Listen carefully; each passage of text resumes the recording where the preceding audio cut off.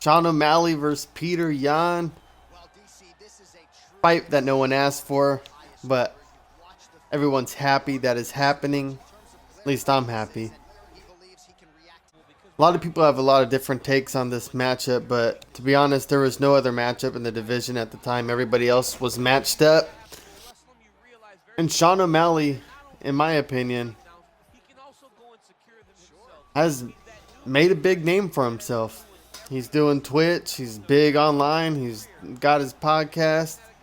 Kind of talk about this in the fight breakdown on the BS show on YouTube. But yeah, I would argue that he deserves the big fights just because of how big his name is. I mean, that's his doing too, and you see other fighters in the UFC do it. Colby Covington with his fake alter ego. I want people to hate me. That's a business model. No one cares about you. You're boring, man. Triple C with his cringe ass. And you can bend the knee to Triple C too. What do you guys think? Does Sean O'Malley, do you think he deserves to fight someone like Petr Yan, someone so high ranked? Because what is Sean O'Malley ranked? He's got to be in the top 10, right? Just dominated Pedro Munoz. That's a joke, by the way. Like Cheeto Vera. And in Sean O'Malley's head, I mean, guess he doesn't feel like he lost. He feels like the kick that hit his perennial nerve and caused him to get drop foot is a freak accident. So, inside of his fighter's mind, that's not a loss. He kind of has that Diaz brother logic, which I mean I fuck with. Now, do I think Sean O'Malley is as good as Petr Yan and deserves to fight someone as highly ranked as Petr Yan? I don't know. I mean, that's the mystery of the whole thing. That's what makes it fun, right? But what I do know is Sean O'Malley's a big fan favorite. He has the flamboyant hair. He has the fun lifestyle. He's always on Twitch. He's gaming. He's doing his podcast. He's all over YouTube hanging with the Nelk boys. He's friends with Jake and Logan. I mean, he's doing it right. He's becoming a huge star in the UFC, and Dana White knows that. And Dana White also understands that it's not always about talent. Sometimes the money and the value in a fighter is the attention they bring to the sport. I mean, that's mostly what they're looking for. They want people to watch, and Sean O'Malley is doing a great job of getting eyeballs on him, especially that young crowd, and that's why Dana White's always bringing the Nelk boys and stuff like that to the fights, because he likes that young crowd. I mean, it goes hand in hand with combat sports. You know, it's a brutal and violent sport, and I'm a purist and a hardcore myself, so I have respect for the fine art of martial arts. But let's be real, a lot of the casuals and these young fans, they just want to see blood. Just bleed, you know? And in a sense, I think that's in everybody. Sometimes just a rock'em sock'em crazy bloody fight's fun, you know?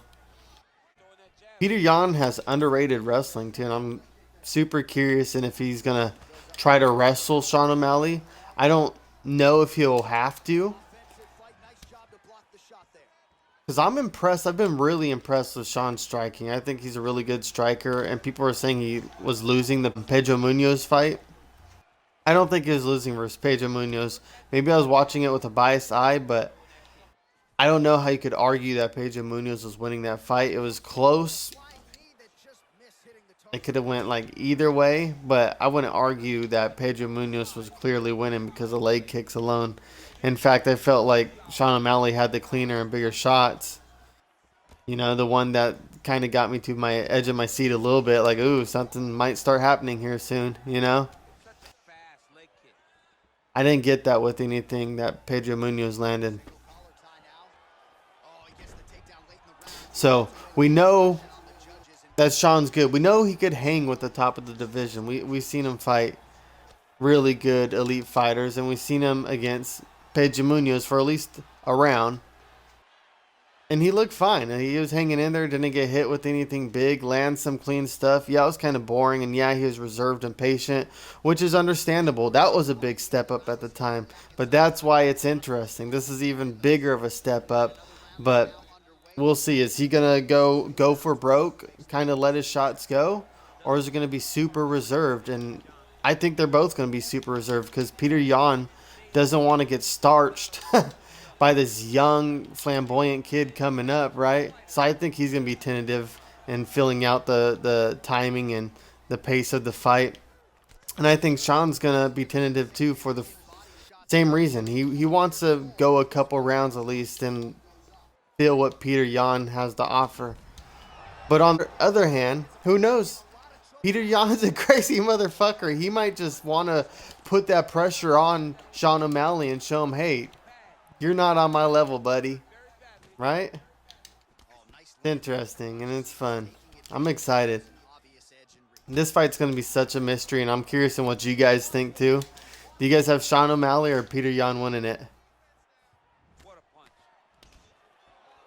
I like this fight a lot, though. The more and more I think about it and the closer the fight gets, this might be the one I'm the most excited for because there's so much mystery and curiosity behind the outcome. I think everyone can admit that Sean O'Malley is good. He's legit, and we still haven't seen his ground game too much. We know he has decent jiu-jitsu. We've seen him in a couple jiu-jitsu tournaments.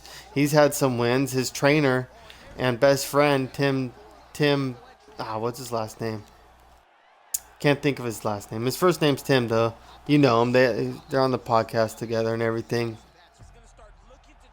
He's a jiu-jitsu coach, so Sean's jiu-jitsu's got to be pretty sick. It's got to be at least halfway decent. You know, it seems like he's working jiu-jitsu out with Tim a lot. So, but yeah, this is gonna be a fun fight.